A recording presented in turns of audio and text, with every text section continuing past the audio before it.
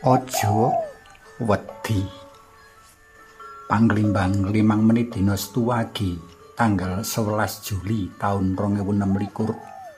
Kapethik saka Injil Matius bab 10 ayat 24 tekan ayat 33. Rasa wedi kang kaluwih ing wates utawa uga kang ora mapan mujudake mungsuh kang paling bebayani. Ing kahanan kaya mengkono mau, wong ora bisa tumindak apa-apa.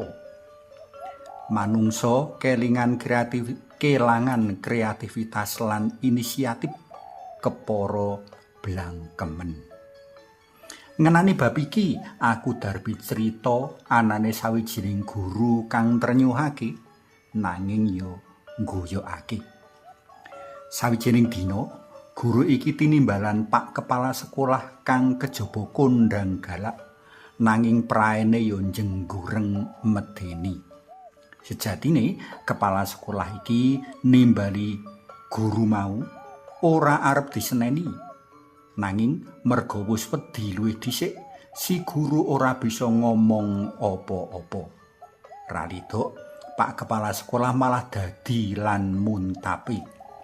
Si guru ditundung metu saka kantore.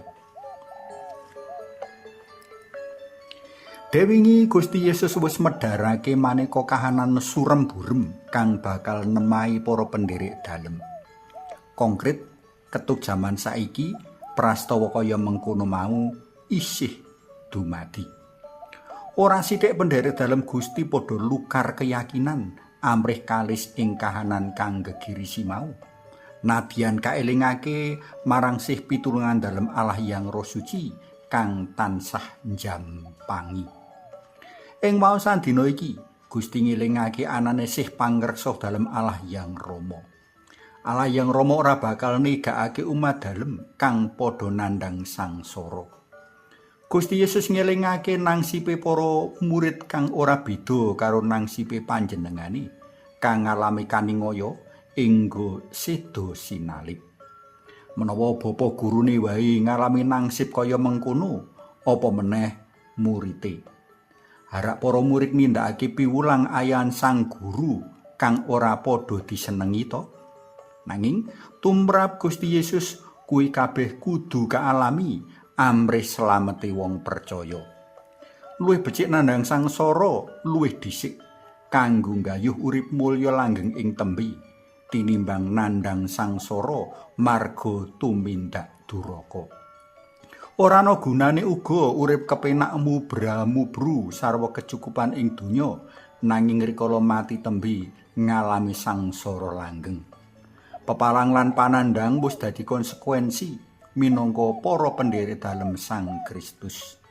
Nadyan mengkono, kasangsaran panandhangi para murid ora bakal ngluwihi kasangsaran panandhangi bapa gurune. Mula saka iku, para murid kasuwun kudu tatak lan tetek ngadepi maneka ancaman lan kasangsayan. Para murid ora entuk wedi banjur nglokro.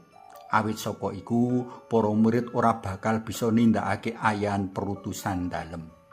Luwih saka iku, para murid kaelingake mringsih pangreksa dalam Allah yang Rama. Ing atase manuk emprit sak jodho kang tanpa ngajiwahi ana jroning pangreksa dalam Allah, apa meneh umat dalem kinasihe. Allah yang Rama luwih tresna lan ngeman umat dalem tinimbang titah-titah liyane.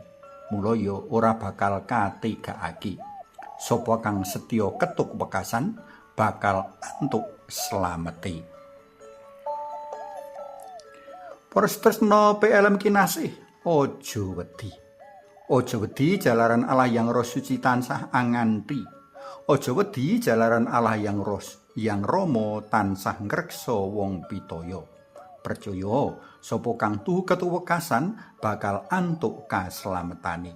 Ora perlu wedi aweh paseksen bab urip bener jer Allah sumbering bebener tansah ngreksa wong pitaya. Suwawe sami munjuk, kunjung asma dalam yang Romo, so yang Putra tuwin yang Roh Suci. Amin. Gusti Yesus kawula munjuk sembah nuwun awit sabda paneguh dinten menika. Sareng paduka kawula mboten ajrih. Amin. Kunjung asma dalam yang Romo, so yang Putra tuwin yang Roh Suci. Amin.